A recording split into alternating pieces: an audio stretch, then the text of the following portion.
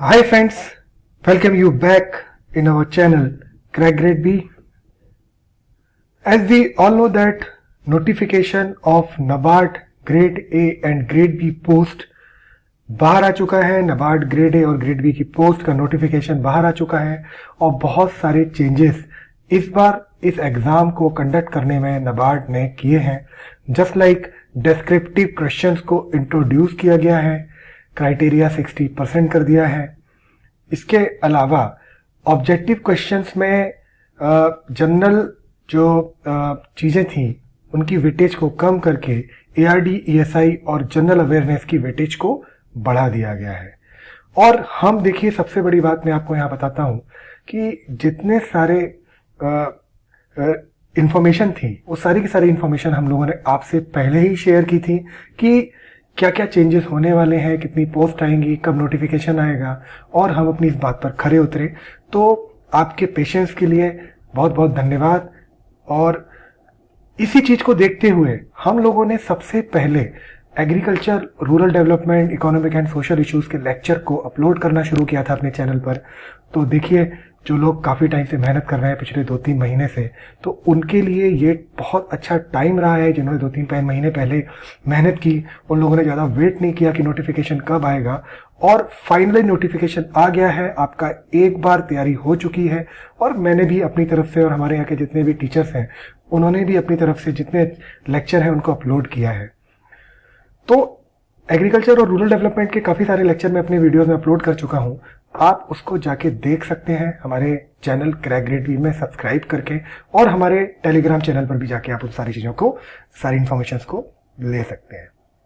तो अभी जो मैंने टॉपिक आज शुरू किया है वो टॉपिक है प्लांटेशन एंड हॉर्टिकल्चर। ये आपके सिलेबस में है। देखिए दोस्तों, आपको एक इन्फॉर्मेशन मैं और शेयर कर देता हूँ।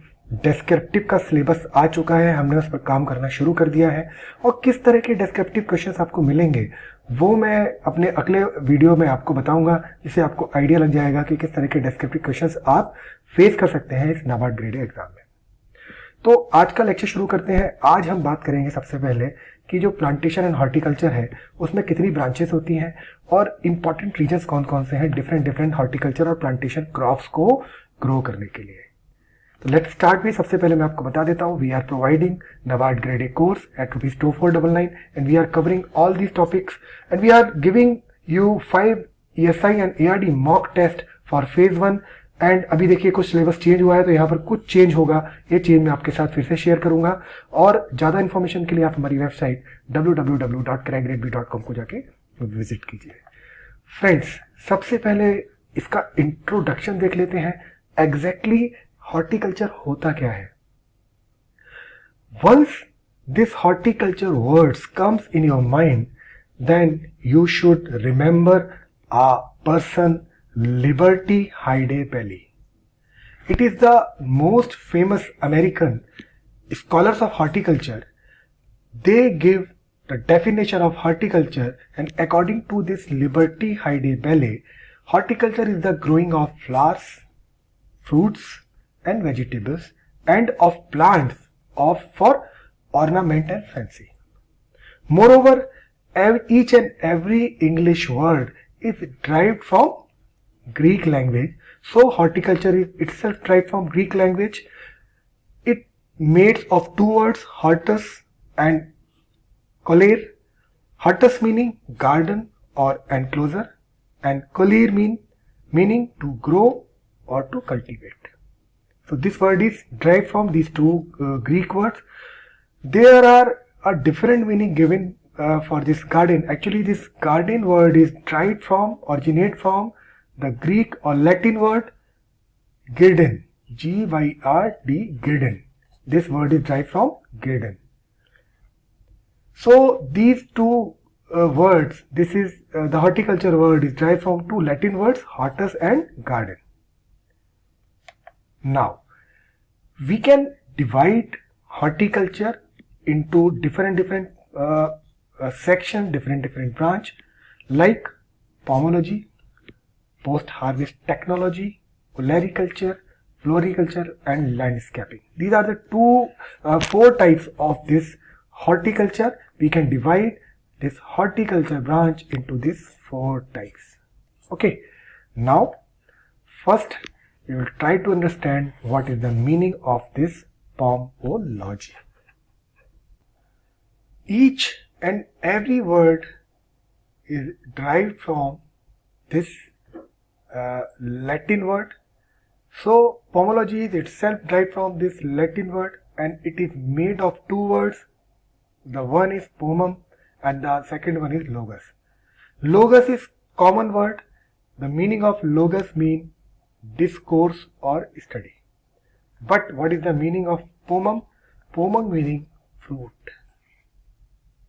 So to study the fruit, cultivation of fruit crops like mango, lychee, citrus, sapota, guava, grape, banana, pineapple, apple, pear, peach, all the fruits. If you are studying the cultivation of fruit crops, then it will come under the branch pomology. Okay. Now, what is the meaning of this olericulture?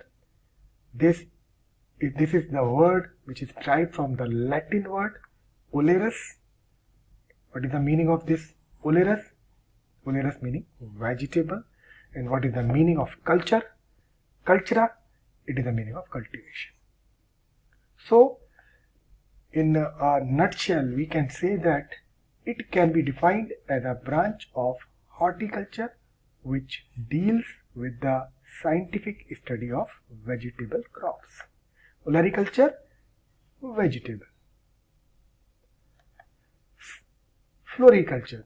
The word comes derived from the words florus, meaning flower, cultura, I already told you, cultivation. So, floriculture is the meaning and study of the flower crops like rose, jasmine, carnation, aster, marigold, dahlia, zinnia, cosmos, hibiscus, balsam, poinsettia, hollyhock, gerbera, and gaillardia. These are the flowers which can be studied, which can be cultivated under the branch floriculture. And these all are the branch of horticulture. Landscape gardening. It is also the branch of horticulture. Under this branch, it deals with the planning and execution of ornamental garden, parks, landscape and gardens like this I have shown you in this figure. The one and most important branch which comes under horticulture is the post-harvest technology. Go by the words post-harvest technology. It is the branch of the horticulture. Under this, the principle and practice of handling, packaging, and processing of harvested crops to increase their storage life and availability is known as the post-harvest technology. I have shown you this process by the figure. He is doing processing, he is doing packaging, and he is doing handling. It is doing handling and it is doing packaging. So all these terms, all these process, all these packaging, handling and processing of harvested crops comes under this post-harvest technology. Now, what do you understand by the meaning of this plantation crops? These crops are cultivated in an extensive scale in large contiguous area owned and managed by an individual or a company, and who is produce utilized only after processing, like coffee, tea, rubber, coconut, cocoa. And there are some important crops like I will show you in the next figure. But you can understand by this figure that if you have visited our northern eastern region and have you seen any tea garden, tea plant, you will see this plantation area. Here you can see that the tea crops is growing with the help of some laborers. And these tea leaves are picked by this labor and sent to the processing industry. After processing, these leaves is converted into the refined tea leaves, and they after that they sell into the market. So the most important criteria for the plantation crop is this area is owned by and managed by an individual or company. Individual may be any person, company you can have Tata and other company which are selling teas. So it is managed by a single company, and it is only also processed by the single company. Plantation crops generally are the cash crops. Not generally, mostly they are the cash crops of our country. The examples can be coffee, tea, rubber, coconut, cocoa. Okay, so this is a plantation crop. Now you have heard about some spices and condiments. This branch deal with the cultivation of the crops which produce usually mainly for seasoning and flavoring dishes. Under the spices, these are those plants, the products of which are made use as food adjunct to add aroma and flavor like pepper, cardamom, clove and cinnamon. Under these condiments, these are those plants, the product of which are made use of as food adjunct to add taste only, or like turmeric, ginger, red chilies, onion and garlic and etc.